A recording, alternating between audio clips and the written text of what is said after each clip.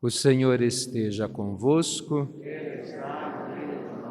Proclamação do Evangelho de Jesus Cristo, segundo Mateus. Naquele tempo, os fariseus saíram e fizeram um plano para matar Jesus. Ao saber disso, Jesus retirou-se dali. Grandes multidões o seguiram e ele curou a todos. E ordenou-lhes que não dissessem quem ele era, para se cumprir o que foi dito pelo profeta Isaías. Eis o meu servo que escolhi, o meu amado, no qual coloco a minha afeição.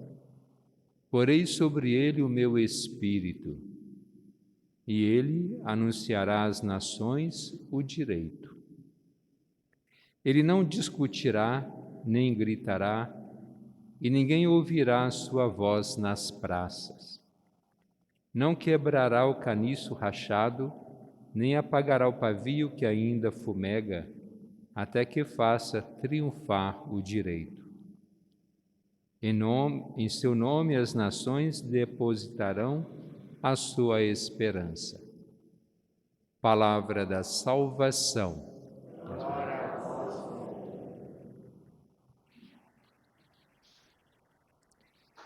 Liturgia da Palavra, hoje, dando continuidade nas leituras dos dias anteriores, à exceção de ontem, quando nós celebramos Nossa Senhora do Carmo, então saltou um pedacinho, que a gente venha refletindo um pouco sobre a história de José, depois Moisés, que foi enviado por Deus ao faraó para que pudesse libertar aquele povo da escravidão do Egito.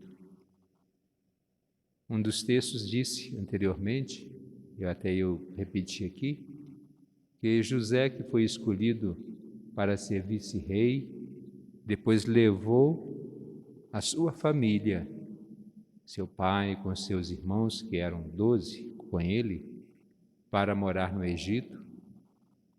Depois esse povo foi crescendo e alguns anos depois, ou muitos anos depois, o que veio como faraó já não sabia mais dessa história. Então hoje vem aqui, que eram 430 anos depois que Moisés conseguiu libertar esse povo. É claro que, a não ser hoje com o estudo da história, é que a gente vai recordar e vai percebendo muitos fatos que aconteceram, mas que muita coisa ficou anotada. Naquele tempo, só mesmo pela tradição, boca a boca, que as pessoas vão tendo conhecimento do que havia acontecido, porque era uma história de um povo. E quando a gente faz parte de um povo, a gente herda uma tradição e assim a gente vai tomando conhecimento. Eu imagino que pouco se tem escrito de Congonhas na época da fundação, das primeiras décadas, dos primeiros séculos. Garanto que tem pouco, mas tudo foi escrito posteriormente, e aí há uma riqueza grande.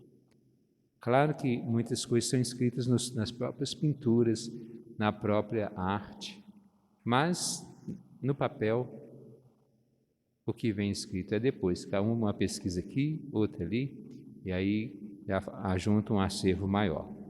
E assim é a história do povo de Deus. Mas o faraó, que não tinha nada com aquele povo, não queria nada com ele, queria era escravizar.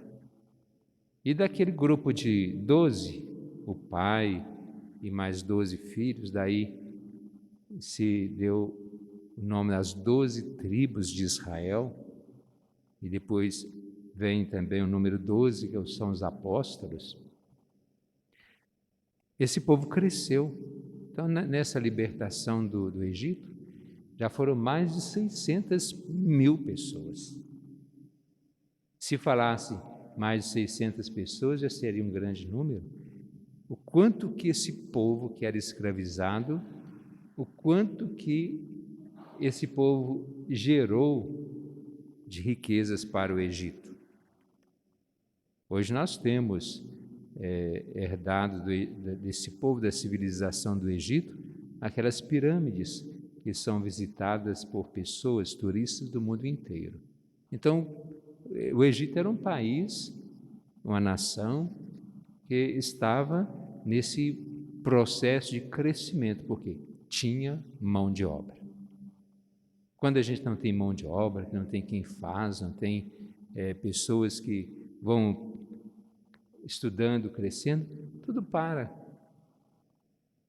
Nós vemos um Brasil desse tamanho, a população que nós temos, nós poderíamos ser uma nação de primeiro mundo, em primeiro lugar quase, porque nós temos riquezas, nós temos um país grande, nós temos uma população grande, temos uma terra que tem de tudo, mas só que a começar, não é de hoje, mas começar dos nossos governantes que pouco ou nada fazem, e nós vemos, sempre houve e há, muita gente pode até negar, roubo, corrupção, mas se nós tivéssemos alguém que impusesse, mas que provocasse o trabalho, provocasse algo que fizesse a nação crescer, ninguém segurava o Brasil.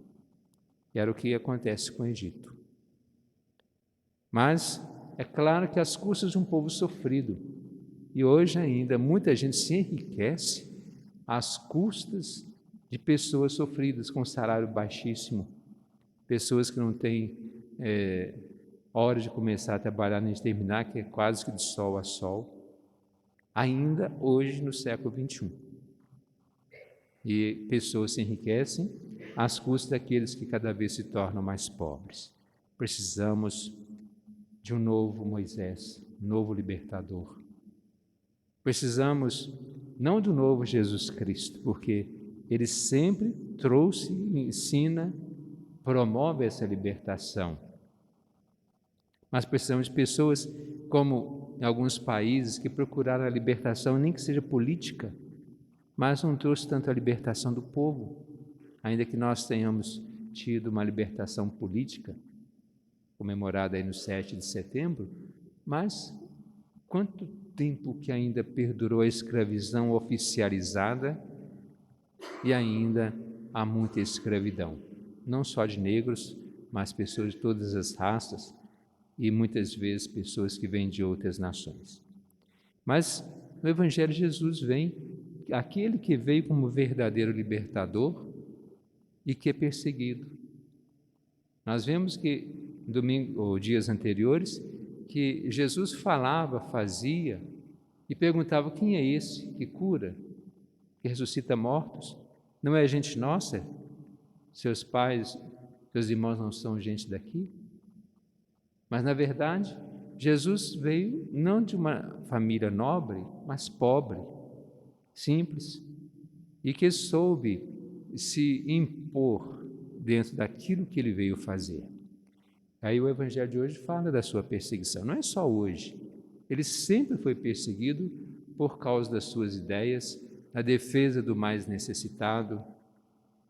Mas quando ele fazia alguma coisa, uma das coisas que ele recomendava: não digam para ninguém.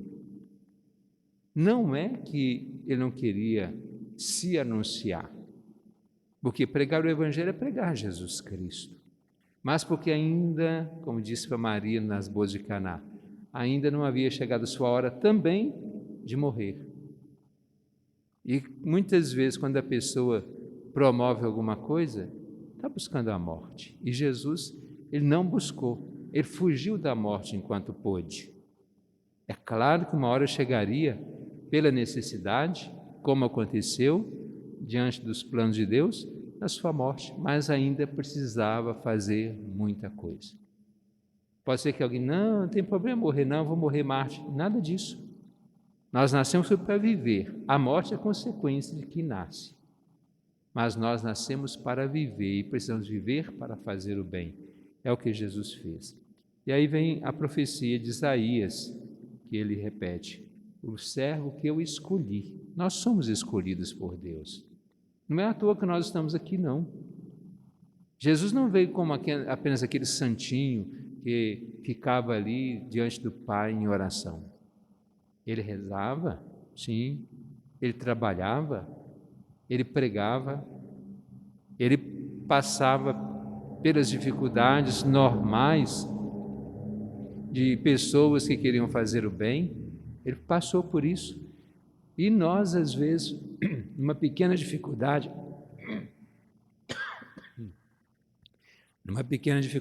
ou desafio, nós entregamos os pontos. E onde está o nosso compromisso de batizados, que às vezes só ficamos louvor a Deus, louvor, louvor, louvor, e nos esquecemos da prática, da ação. E precisamos fazer algo para nós fazer jus ao nosso nome de cristãos, em qualquer situação, seja na área religiosa, na área profissional, na área política também, porque nós precisamos testemunhar esse Jesus Cristo que fez tudo isso por nós.